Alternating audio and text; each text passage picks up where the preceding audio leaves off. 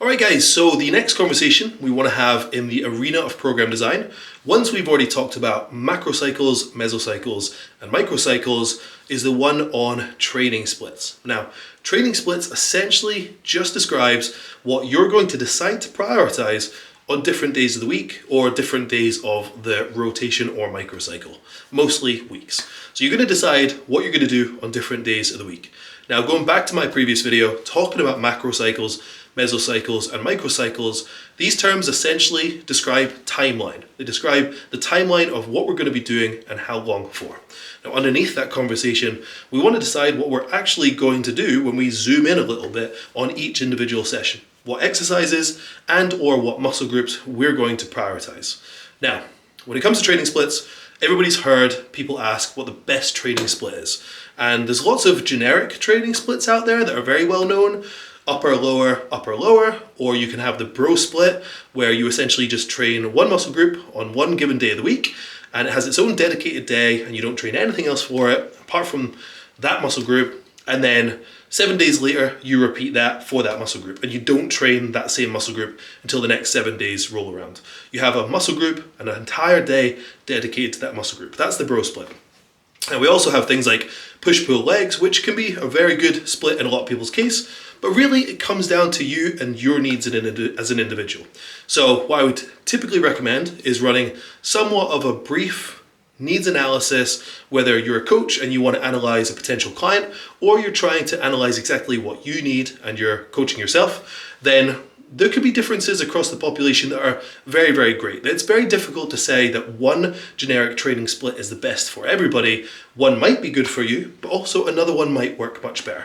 Essentially, what we're trying to decide is what we're going to prioritize for you as an individual and how we spread that across the week. So, more specifically, if you're an individual who, let's say for example, you're in the first 1 to 3 years of your training, and yes, you've grown some muscle and you look great, but you haven't reached the point where any muscle group really stands out and shines above the rest, then continuing to train with a fairly even amount of attention, distribution of attention across all muscle groups might be a really good idea. So something like a push-pull legs where there is a pretty even amount of attention distributed to all muscle groups across the week might be a really good idea for you.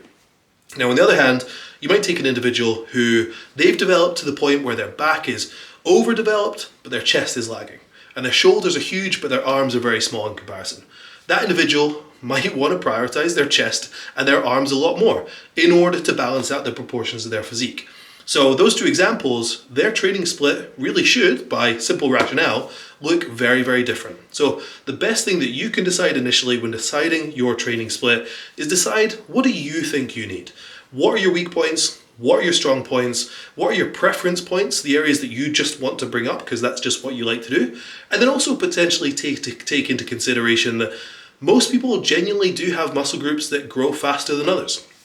Most people have a genetic affinity towards growing really quickly in a certain area. And then also there's a consideration of the fact that sometimes we have a muscle group that we just connect to really well and we develop the skill with really early on in our training, therefore just train better for that muscle group across the early stages of your training, therefore it grows much faster. So we all have strong points, we all have weak points. And deciding where your strong points are and where your weak points are, if any have arisen yet or show themselves to exist, that would be your first way of choosing what you're going to do on certain days of the week. Now, another way is if you're a competitor, for example, say you're competing in the bikini class, then you aren't really going to want to focus all of your attention on arms and chest. You're going to want to focus more on hamstrings and obviously glutes, adductors and side delts. So the frequency in which you attack those muscle groups will need to be much higher than the muscle groups that essentially you don't care about, because in the eyes of the judges in that scenario, the judges aren't judging your pecs. They're judging your glutes. So train your glutes, not your pecs. So really your training split can be completely different person to person and arguably should be for at least most people, unless you're one of those people that I described who every muscle group has kind of grown at a fairly even rate and you're interested in continuing to do that, then you can just train every single muscle group with the same amount of frequency, volume, and hopefully intensity, and you will continue on that path. So I know all these points are very general, general. But essentially, to be more specific for you, once you decide what you need and what you want to do, because what you want to do in preference can sometimes be a genuine, good, valuable consideration.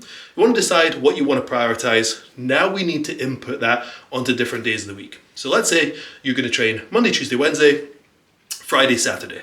Then you're going to have Thursday and Sunday off. You're going to train 5 days a week.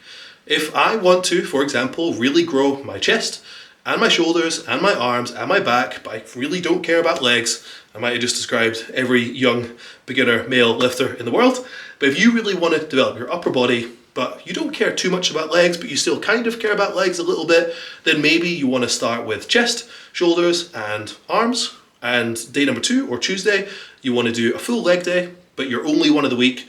Then Wednesday, potentially back and rear delts and arms again, and then rest on Thursday, and then do chest and arms, and then on Saturday you could do back and shoulders again, or something like that, where essentially you've decided what's important to you, you've decided what days you're going to train, what days you're going to rest, you're going to decide on the muscle groups that you care about less, in which you'll notice in that example, I only got the individual, or suggested in that example, the individual trains legs once, because it's just not as much of a priority, and then every other muscle group is getting trained twice a week, and sometimes even 3 if you feel like you can recover from it. Now, this is a very nuanced topic, and there's a lot of different examples and hypothetical context that I could provide.